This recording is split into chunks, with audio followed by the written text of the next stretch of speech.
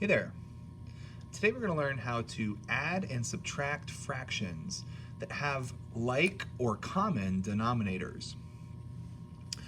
So here in this example, these pieces are all actually 1/8 pieces. So this is 1/8, that's 1/8, that's 1/8. So total I have 3/8 on this side.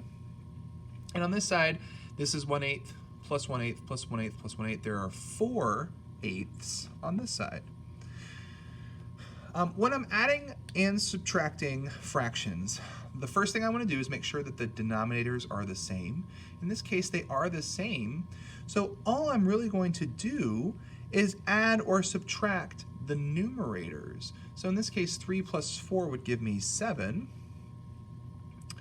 And my denominator is going to stay the same. And really the reason behind that is these are all 1/8 pieces.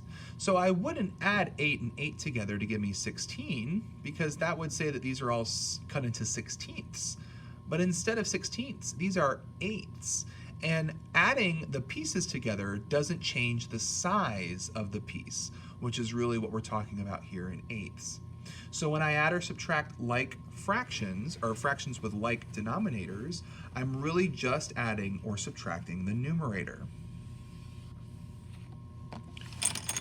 Another example.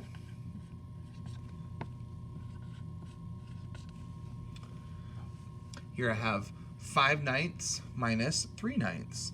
Again, all I'm going to do is subtract the numerators. In this case, 5 minus 3 gives me 2. And my denominator carries over and stays the same, so my answer would be 2/9. Occasionally, when I add, or sometimes when I subtract, I might end up with a number that is greater than my denominator. So in this case, I have 7/12 plus 6/12. And when I add the numerator, 7 plus 6, that gives me 13. And again, I'm not going to add my denominators. I'm going to just bring that over as 12. And now I have 13/12. Well, this is an improper fraction.